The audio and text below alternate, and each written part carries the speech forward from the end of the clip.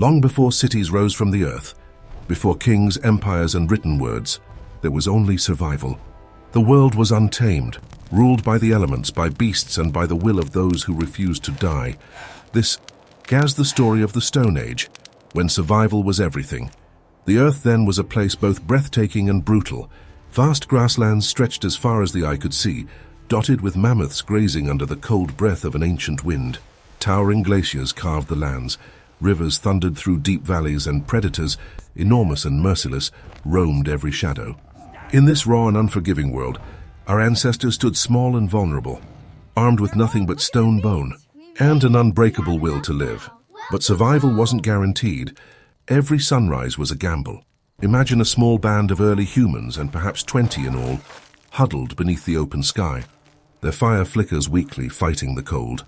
The night is alive with sound, the distant howl of wolves, the thunderous steps of a woolly rhinoceros nearby. The tribe's leader, a man with eyes hardened by loss and experience, listens to the forest with a stillness only the hunted can understand. Tomorrow they will move. Food is running out. They have no maps, no certainty, only instincts carved deep into their bones. At dawn, the hunt begins. Men and women move together, each with a role in this delicate balance of life and death. They track silently, following the broken reeds and faint footprints of reindeer herds. The air is sharp, biting. Their weapons? Spears tipped with carefully chipped flint, blades made from the bones of their last kill. These are not tools of luxury. They are extensions of survival itself. A sudden cry. The herd panics, pounding the frozen ground with thousands of hooves. The hunters break into a sprint, hearts hammering, the world blurring into chaos. One of them throws his spear. It flies, spinning through the air, striking true. The reindeer falls. The others scatter like ghosts in the mist. Victory, but also a reminder of the thin line between hunter and hunted, because out there in the distance, golden eyes watch from the shadows. The saber-toothed cat has seen the same prey, and now perhaps new prey altogether. The humans rush to carve and carry what they can. They know they don't own this kill, not yet. Survival is a race against time, against the elements, against nature itself. Later, as the tribe gathers around the fire, smoke rises into the twilight sky. Meat sizzles and laughter briefly returns. They've survived another day. Children play in the dirt with small stones, mimicking the hunters. One day they will take up those spears themselves, but for now they are safe. Yet the world is changing, slowly, mercilessly. Glaciers begin to shift. Storms grow fiercer. The great beasts they depend on are moving northward, chasing colder lands. The humans must follow or perish. The migration begins. Across frozen rivers and jagged cliffs they march, families burdened with their few possessions. They carry fire in hollowed stones, tools wrapped in animal hide, and stories told in whispers. The cold bites harder than ever before. Some fall. Others push on, driven by something deeper than hunger, the instinct to endure. They cross paths with rival tribes, not all of whom come in peace. The Stone Age was not a time of harmony. It was an era of struggle, of blood, and of unspoken alliances. One night, two tribes meet at a riverbank. Both have come for the same scarce resource, water. At first, there's a tense silence, the flicker of firelight reflecting off sharpened stone. Words mean little. Gestures mean everything. Then, chaos erupts. Screams echo through the valley. Spears clash. Stones fly. A desperate struggle for dominance unfolds under the pale moon. This is not war as we know it. It is survival distilled to its most primal form. When dawn breaks, the survivors bury their dead beneath cairns of stone. There are no victors, only those still breathing. But from this violence, something new begins to form. The first understanding of unity, of leadership, of belonging. Humans begin to realize that their greatest weapon is not the spear. It's each other. Seasons turn. The harshness of the world forces innovation. They learn to shape stone not just for killing, but for crafting. Flint becomes blade, scraper, hammer. Fire becomes more than warmth. It's protection, a gathering place, a symbol of life itself. In the glow of that fire, language begins to stir. Not yet words, but sounds, gestures, meanings shared through eyes and movement. For the first time, humans start to dream together.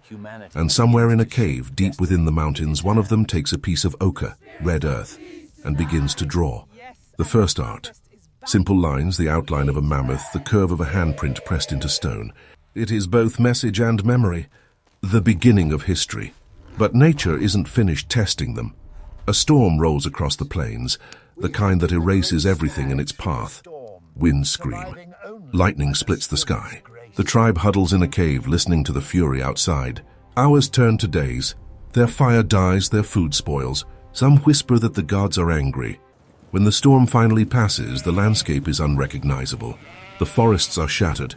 The rivers have changed course. The world has shifted once again, and so must they. They move south this time, chasing warmth, following animal tracks to new lands. In these journeys, they encounter creatures they have never seen before. Giant sloths, terror birds, and packs of hyenas larger than any wolf. Every step forward is a risk, but every risk brings them closer to understanding this wild, unpredictable earth. Generations pass. The knowledge of fire, stone, and the hunt grows sharper with each birth and death. The tribes become more skilled, more daring. They learn to build shelters from mammoth bones and hides, to store food for the long winters. The world begins to bend slowly to their will, and yet they never forget the lessons carved into their past, that nature gives but it also takes, that every comfort is temporary, that survival demands respect and sacrifice. One evening, an elder sits by the fire, surrounded by young faces. His voice is rough, his eyes distant. He speaks of a time when the earth was ice and thunder, when men feared the dark and worshipped the sun. He speaks of the hunt, of courage, of loss. The children listen wide-eyed as sparks rise into the night, like tiny stars escaping the flames.